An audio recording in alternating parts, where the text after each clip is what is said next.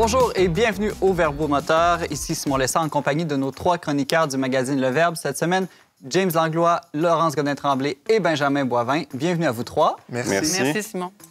Durant la prochaine demi-heure, nous parlerons du tout nouveau film documentaire Les Enfants du large de Virginia Tangvald. Nous écouterons aussi l'édito de Laurence Godin-Tremblay sur le désir du ministre de l'Éducation de renforcer le respect et le civisme dans les écoles du Québec. Et nous discuterons ensemble en fin d'émission d'une déclaration surprenante du député solidaire Sol Zanetti affirmant que la gauche, c'est l'amour. La politique est-elle vraiment affaire d'amour? Mais tout d'abord, je vois Laurence qui sourit beaucoup. Laurence, je commence avec toi, la question brise-glace. Quel est le film ou un film préféré de ton enfance? Un jour, mon père m'a amené au cinéma. Il avait fait une erreur. Il avait lu « Conseiller aux enfants », mais c'était « Déconseiller aux enfants ». Et j'avais vu Lac Placide. Le film, c'est des alligators là, qui mangent des gens dans le lac. Mais on dirait que j'ai gardé une fascination pour ce genre de film-là. Et j'ai écouté jazz avec ma mère ensuite sur les requins.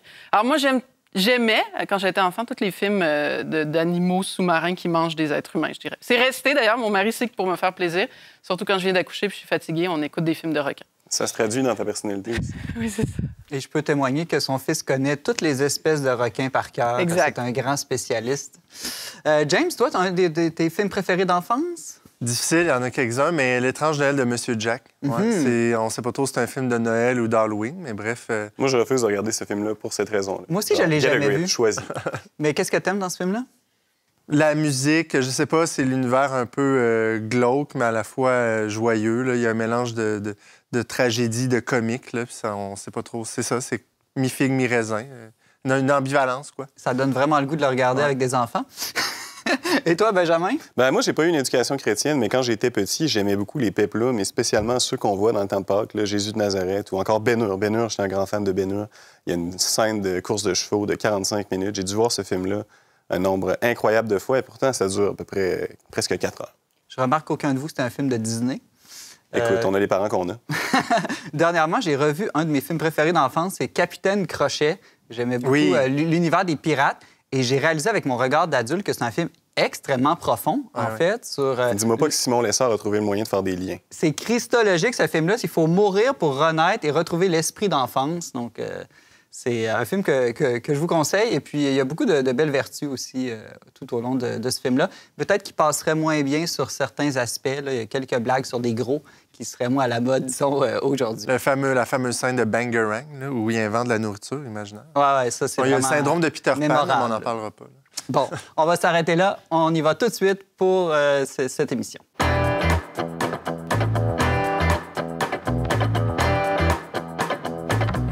Le film documentaire Les Enfants du large est à l'affiche depuis le 9 mai au Québec. James Langlois, après un roman du même nom publié l'automne dernier, l'écrivaine et réalisatrice Virginia Tangvald amène au grand écran l'enquête troublante qu'elle a menée sur son père, le navigateur Peter Tangvald. James, c'est quoi le problème avec son père, en fait? Mais en fait, Peter Tangvald était très connu parce que c'est un navigateur qui a traversé, qui a fait le tour de la Terre plusieurs fois, qui a traversé l'océan, mais dans je dirais un voilier dans lequel il n'y avait ni radio, c'était très rudimentaire. Non, pas tout à fait en solitaire, parce que aussi il y a eu ses enfants sur son voilier, donc il y a eu plusieurs femmes. Puis il y avait vraiment une réputation assez mythique. Hein? C'était comme le navigateur célèbre qui avait fait ces exploits-là. Puis tout le monde le connaissait partout dans le monde parce qu'il s'arrêtait dans tous les grands ports. Et puis, donc, Virginia a vécu, a grandi avec cette image de, comme je disais, presque mythique de son père. Puis, tranquillement, en essayant, parce que, dans le fond, pour le dire, c'est quand même une tragédie, mais Peter, à un moment donné, s'est échoué. Et puis, il a perdu... donc, une de ses filles, son fils, a survécu. Virginia était déjà partie, avait déjà quitté avec sa mère un peu plus tôt avant. Donc, il est mort comme ça dans des circonstances qu'on dit un peu bêtes parce que, bref, c'est comme s'il avait été imprudent pour une fois. Les gens ne comprennent pas pourquoi il est parti Donc, le problème, c'est qu'il y a un mystère autour de sa mort, c'est ça? Oui, bien, non, plus ou moins. C'est-à-dire qu'il y a un mystère, mais dans le sens que elle a décidé de faire l'enquête en se disant, bien, je vais essayer de voir c'était quoi la vie de mon père, d'essayer de comprendre parce qu'elle est plus ou moins connue, comme elle est partie très tôt avec sa mère. Et là, plus elle dévoilait finalement les récits, plus elle a réussi à récupérer de la documentation, plus elle se rendait compte que finalement, son père, c'est un homme assez spécial qui, oui, avait des idées de grandeur. Tu sais, dans les années 70, c'était on va partir à la découverte du monde, etc. C'est sûr que pour vivre sur un voilier, ça faut être un peu un homme spécial. Exact. Mais là, plus il vieillissait, plus elle me disait qu'il est devenu très endurci. Il y a une de ses femmes qui est décédée. En fait, 2 de ses femmes sont décédées en mer. Là, ça... On dit pas que c'est un meurtre, mais c'est flou. Bref, c'est devenu un homme assez sociopathe, presque, là, qui s'est exclu, qui ne voulait plus du tout retourner vers les êtres humains. Et ça a créé des blessures dans leur famille, hein, parce que son fils à lui, qui est le frère de Virginia, Thomas, lui aussi a voulu suivre un peu la vie de son père. Et il est devenu un navigateur comme lui. Ils n'ont jamais retrouvé. Il est parti en mer. Lui aussi a eu des enfants, puis il est parti. Ils ne l'ont jamais retrouvé. Donc, c'est finalement cette idée de la liberté à tout vent qui finalement laisse un coût familial ou un coût humain.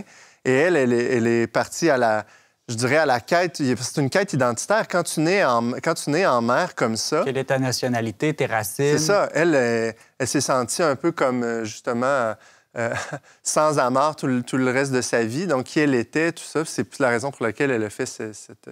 Donc, c'est un peu ça le problème de son père, finalement, c'est de découvrir que, oui, il y avait un côté mythique, mais en même temps, il y avait un côté Elle déconstruit un peu le héros. C'est ça. Pourquoi, selon toi, c'est un documentaire intéressant ou pas? Mais quoi, tu sembles l'avoir trouvé intéressant, là? Pourquoi tu penses que c'est intéressant de regarder ce documentaire-là? Le film est super beau, pour vrai. Bien, parce que, oui, c'est une histoire tragique, mais en même temps, le film est superbement réalisé. Et moi, c'est une histoire qui m'interpelle beaucoup parce que, justement, c'est tout le rapport à la liberté. Je trouve que ça fait écho à certaines histoires, comme ici au Québec, on a Les enfants du refus global, qui a été raconté par Manon Barbeau, puis sa fille Anaïs Barbeau-Lavalette. C'est un peu la même histoire, finalement. Puis Virginia elle-même me disait que, oui, elle a réalisé ce film-là en pensant à l'histoire de Manon Barbeau. Comme quoi, il y a eu un vent dans les années 70 de personnes qui... au nom d'une certaine conception de la liberté, où on voulait vivre sa vie sans aucune limite, ne rien devoir à personne, puis faire tout ce qu'on voulait. Et donc là, on se rend compte qu'évidemment, cette conception de la liberté-là a des conséquences, puis Virginia en témoigne très facilement.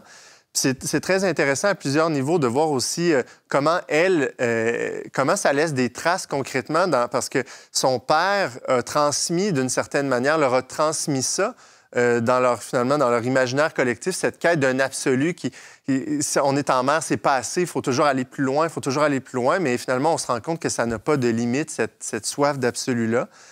Et comme je le disais aussi, qu'il y a une soif d'absolu, mais qui finalement est mal orientée, qui finit par laisser des blessures, qui finit par laisser un goût amer parce qu'on est déçu, on ne trouve pas, puis...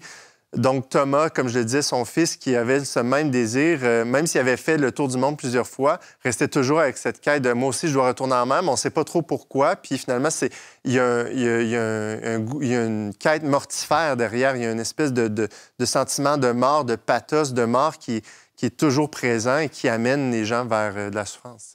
Je sais que tu as rencontré en entrevue Virginia récemment. Est-ce qu'elle t'a révélé une ou deux choses là, qui t'ont plus étonné?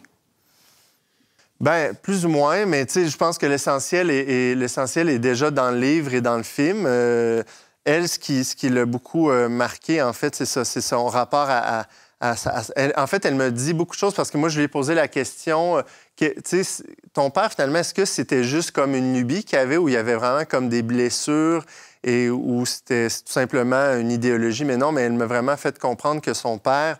Justement, il y avait une histoire familiale d'après-guerre, tout ça, une famille scandinave très aristocratique où il y avait très peu de contact avec ses parents. Tu sais. Donc, on voit vraiment qu'il y a des racines socio-familiales très profondes qui expliquent pourquoi quelqu'un décide finalement comme ça de vouloir de rechercher son absolu ou son bonheur, mais hors de la relation avec les autres. J'imagine qu'on pourra lire bientôt cette entrevue que tu as fait avec elle? Oui, bien bientôt, ça va dans quelques mois, sans doute, dans une de nos prochaines parutions. Mais sinon, je vous encourage à aller voir son film qui est au cinéma en ce moment, au Clap Beaubien à Montréal, puis sinon son livre qui est toujours disponible. James Langlois, journaliste au magazine Le Verbe, merci beaucoup.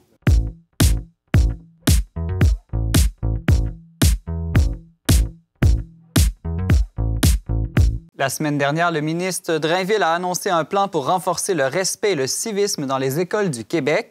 À partir de l'an prochain, les élèves devront notamment vouvoyer leurs professeurs.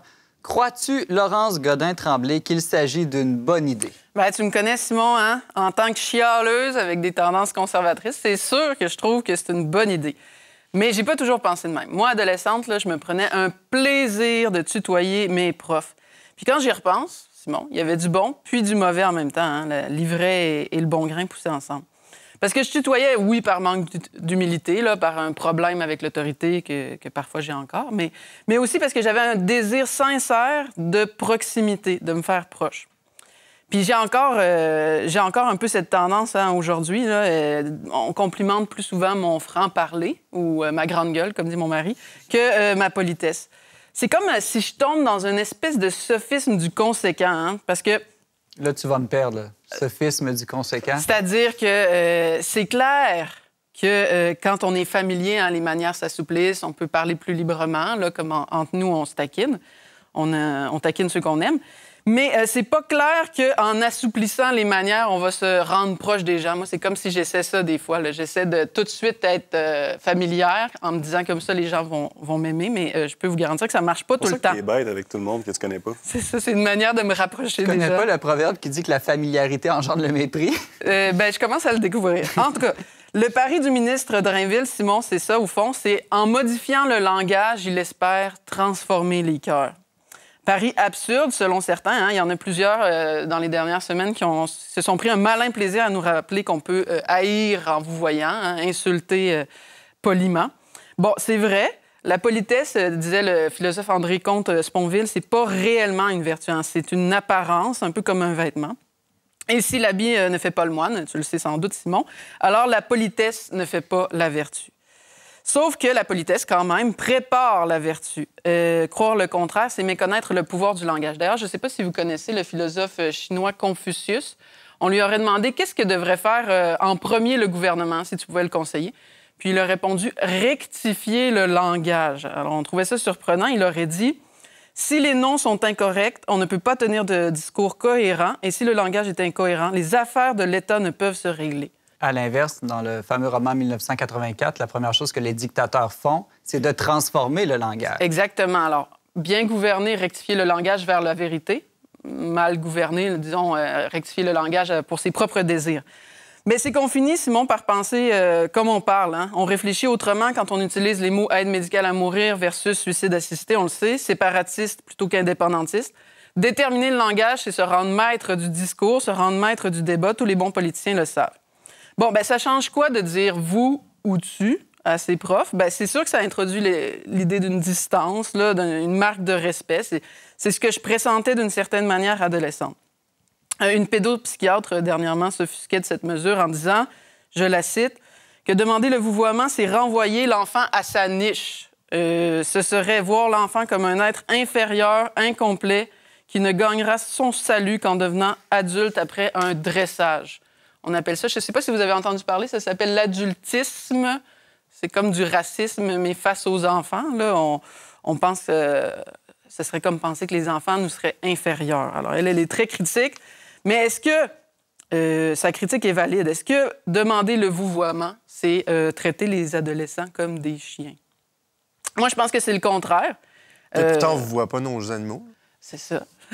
Évidemment. Ben moi, mon chat, des fois, je l'appelais Monsieur Aristote, là, mais ça, c'est une autre... C'est pour rire, hein? C'est une autre histoire. Alors, de fait, moi, je trouve que c'est le contraire. Hein. Les animaux ne connaissent pas la politesse, puis agir sans manière, c'est se comporter un peu comme une bête. C'est perdre, en quelque sorte, ce qui nous rend proprement humains. Refuser la hiérarchie aussi.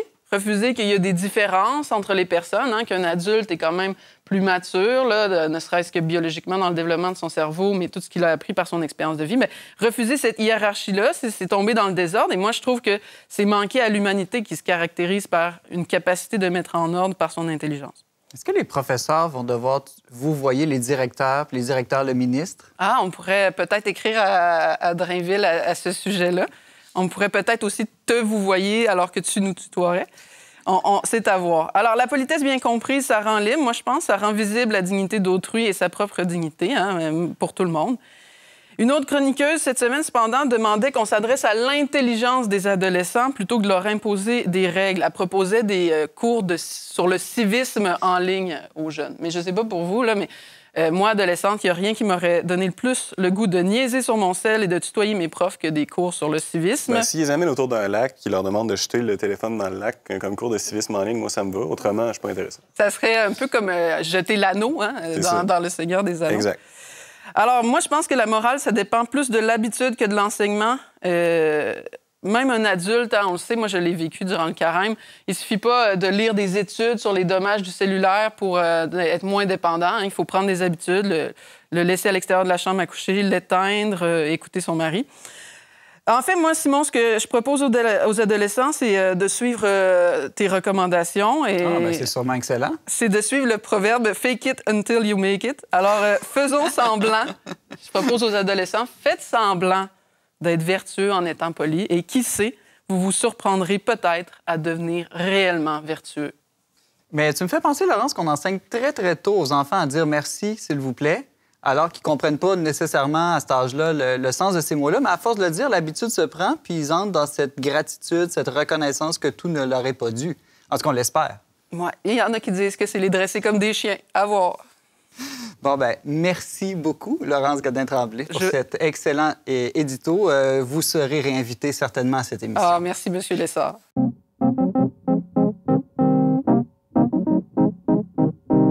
En entrevue récemment sur les ondes de Radio-Canada pour discuter de la course au poste de co-porte-parole de Québec solidaire, le député Sol Zanetti affirmait que la gauche, c'est l'amour, rien de moins. Notre question choisie cette semaine par Benjamin Boivin, la politique est-elle une affaire d'amour? Benjamin, je te regarde. Il me semble que tu n'es pas le type romantique d'habitude. Est-ce que tu dirais que politique et amour font bon ménage? Ben, tu présumes de mon intériorité, Simon. Je trouve ça un peu blessant, mais quoi qu'il en soit. Moi, j'ai trouvé ça très amusant de voir Sol Zanetti décrire la gauche comme l'amour, comme ça. Je trouve ça très, très, très drôle parce qu'après tout, je veux dire, c'est un peu ridicule. Si la gauche, c'est l'amour, et bien quoi, la droite, c'est la haine? Bon, ben voilà, la question est réglée. On veut la gauche au pouvoir. On est tous des extrémistes de gauche, d'une certaine manière. Qui est contre l'amour? Le pape, ce serait le plus grand politicien Jésus. De toute façon, l'amour, c'est ce qui motive beaucoup de nos actions. Hein. Finalement, on cherche le bien, on désire le bien. L'idée qu'on se fait du bien, là, peu importe laquelle, peu importe si elle est complète, parfaite, erronée. Moi, je pense vraiment que oui, la politique est une affaire d'amour. Parce qu'après tout, la politique, c'est ce qui concerne les affaires de la cité. Et c'est impossible d'avoir une cité unifiée avec des citoyens qui cherchent un bien commun s'ils n'ont pas entre eux quelque chose comme une amitié civique, s'ils n'ont pas un certain goût d'être dans une communauté qui les réunit. Et pour ça, il faut un peu d'amour, quelque chose comme un amour, l'amour qui réunit les citoyens. Et cet amour qui nous fait se sentir finalement dans la même équipe, dans une entreprise commune. Hein, les nations, comme la nation québécoise, l'ont plus ou moins clairement, plus ou moins confusément.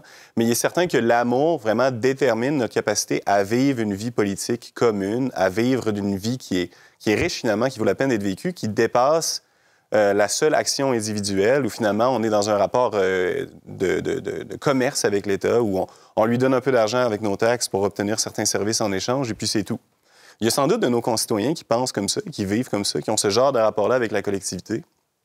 Ces gens-là, au moins, ont sans doute un rapport d'amour avec des réalités politiques, disons, inférieures, peut-être avec leur communauté familiale, la communauté de la ville, différents groupes. Ils aiment la liberté, ils aiment, au moins, c'est ça, c'est la liberté individuelle, au minimum. Ils recherchent certains biens, et puis parfois, en cette liberté individuelle-là, ils ne voient pas clairement qu'il faut, en fait, une communauté d'amis, de citoyens amis pour la garantir, pour la protéger. Mais mon point, c'est que c'est quand même une affaire d'amour que d'aimer la liberté individuelle. Effectivement. Et puis, plus généralement, la politique, la politique, c'est une affaire qui implique les sentiments humains. Hein. C'est pas seulement une affaire de calcul rationnel, une affaire de décision basée sur des statistiques, sur des stratégies professionnelles, sur des consultants. La politique engage le thumos, là, ou disons, on pourrait dire l'ardeur à combattre, des sentiments nobles qui sont profondément ancrés dans notre histoire et qui motivent beaucoup de grandes œuvres de la littérature. Donc, l'ardeur à combattre contre l'ennemi, l'ardeur à défendre ceux qui sont plus faibles. Toutes ces choses-là relèvent des sentiments humains qu'on cherche parfois à effacer artificiellement de la vie politique. Et à mon avis, c'est un grand péril. Un bon politicien doit maîtriser la rhétorique, l'art de justement susciter des sentiments d'amour ou de haine envers ce qui est bien ou mal pour la société. On le voit beaucoup dans les campagnes électorales. On a parfois des gens qui commentent et qui disent « Bon, les gens sont irrationnels, ils ne votent pas sur la base des programmes. » Bien, dire ça, d'une manière, c'est méconnaître la nature humaine, de s'imaginer que les gens vont seulement regarder le programme et dire « Bon, ben voici, ça coche toutes les cases, je vais voter pour lui. » Mais parlant de rhétorique, Sol, c'est un politicien, mais c'est aussi à la base un philosophe. Moi, je pense pas que Sol a affirmé cela en sachant que c'était une bonne définition, que c'était rigoureux. Il a dit que c'était une définition philosophique de la gauche. Ah oui, dans l'entrevue, si on reprend l'entrevue dans son contexte, puis il va s'expliquer, là, si on peut mettre un peu plus de jus dans ce qu'il disait. Il va dire la gauche, c'est la solidarité, c'est la bienveillance, c'est le souci des marginalisés, etc. Donc, c'est comme ça qu'il va justifier la chose par rapport à la droite. OK, mais... Mais ici, la question, c'est plus, est-ce que amour et politique ont un lien? Oui, si on admet ça, là, OK, mais les gens de droite, c'est quoi? C'est vrai que souvent, on a cette image maintenant que la droite, c'est plus des gens qui veulent s'enrichir, qui veulent favoriser leur bien-être à eux seuls puis qui ne pensent pas au bien commun. Mais, je veux dire, la gauche communiste du 20e siècle... Là, avec les goulags, est-ce que les goulags, c'est l'amour? Est-ce que c'était l'amour, ça? Mais aussi, est-ce qu'on peut dire que le bien commun est cherché idéalement, en tout cas par tous, mais qu'on ne s'entend pas sur les moyens? Certains vont dire la propriété privée, l'entreprise libre, le libre marché peuvent favoriser le bien commun d'une richesse collective qui va nous permettre de payer des soins de santé à tous ensuite. Moi, ce qui m'a frappé, en tout cas dans la remarque de Sol, c'est tout de suite, il m'est venu à l'idée, en fait, qu'un bon politicien, c'est aussi quelqu'un qui aime, mais c'est quelqu'un qui est capable de ne pas être aimé. Parce que je trouve, en tout cas dans une certaine... si on prend l'exemple de la gauche, qui peut avoir une certaine tendance à prendre des décisions pour ne pas frustrer certaines personnes. Hein. Si on pense... C'est comme si on était présenté, par exemple, si on est contre l'avortement, on a l'impression qu'on haït les femmes ou des choses comme ça, là, comme si... Au moment où on dit non, au moment où on impose une certaine limite, on va être haï de beaucoup de personnes. Et moi, je pense que la politique, si c'est aimer les gens, c'est aussi cette capacité à ne pas être aimé d'eux en retour. Hein. Comme dans la parentalité, dans le fond. Comme dans la parentalité. Là, c'est sûr que c'est différent parce que ce qui est on est avec des adultes, là, on est avec des gens... mature, dont on n'a pas une responsabilité. Aristote va dire la politique, ce n'est pas comme la famille. Hein. Le parent a une autorité sur son enfant, pas comme le politicien sur ses citoyens. Mais quand même, il y a quelque chose de semblable, je pense. Et la question, des fois, que je me pose, c'est oui, il faut aimer, mais il faut aussi avoir la capacité de ne pas être aimé en retour.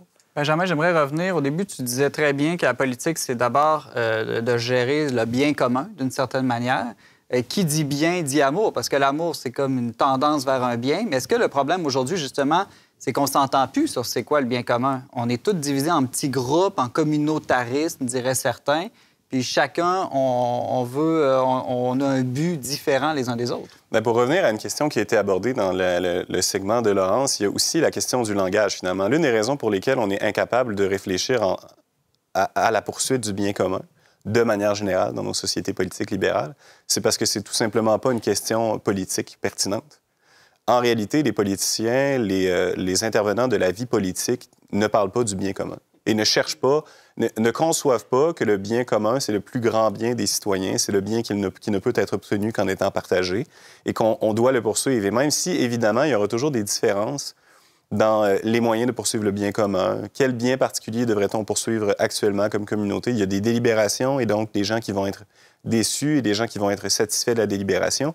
Mais du moment qu'on est conscient collectivement de cette nécessité-là, de cette finalité de la vie politique, déjà, on est dans un univers intellectuel complètement différent de dans celui où on est, en fait, dans une lutte à savoir quelle est la finalité de notre politique. Et dans une société libérale moderne comme la nôtre, où on a une gauche et une droite qui ont l'impression de combattre l'une et l'autre pour un objectif qui est mutuellement exclusif, finalement, là, si l'un gagne, l'autre perd et inversement, bien, c'est certain qu'on n'est pas capable de concevoir le bien commun. Et donc, on s'imagine difficilement que la politique est une affaire d'amour, puisque l'exercice dans lequel on est impliqué, c'est un exercice de combat. On n'en parle pas souvent du bien commun, mais des fois, il est comme présupposé. C'est l'argent, la richesse, ou la santé, ou la sécurité, des choses comme ça, sans qu'on le nomme nécessairement. Il y a toujours cette question du bien commun qu'on en discute ou qu'on n'en discute pas, mais si on est capable de la comprendre et d'y réfléchir, on va présumément être capable de la poursuivre d'une manière qui est plus rationnelle puis à la fois plus satisfaisante pour les besoins de la personne humaine, ses sentiments. Merci à vous trois pour cette discussion qui peut se poursuivre sur Internet, spécialement sur la page YouTube du Verbe Média. Vous pouvez aussi toujours nous écrire à verbomoteur@leverbe.com.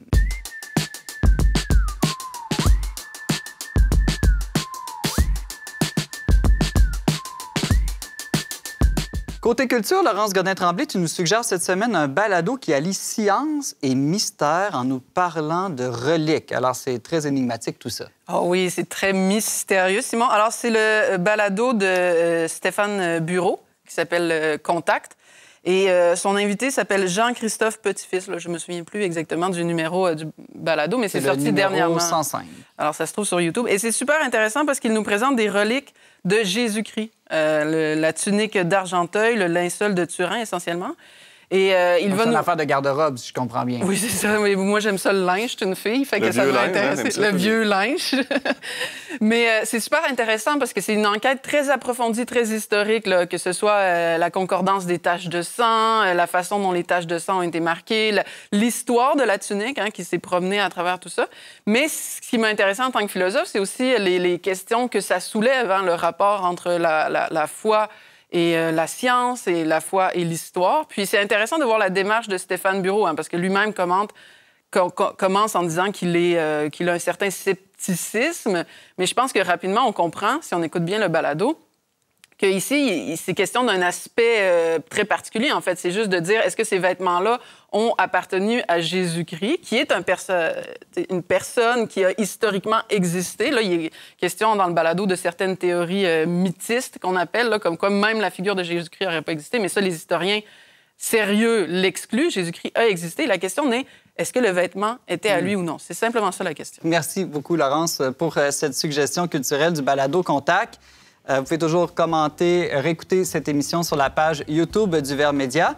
Pour ma part, je vous dis au revoir, car je quitte l'animation des Verbomoteurs. J'ai vraiment beaucoup aimé vivre cette aventure des Verbomoteurs chaque semaine avec vous ces 2 dernières années.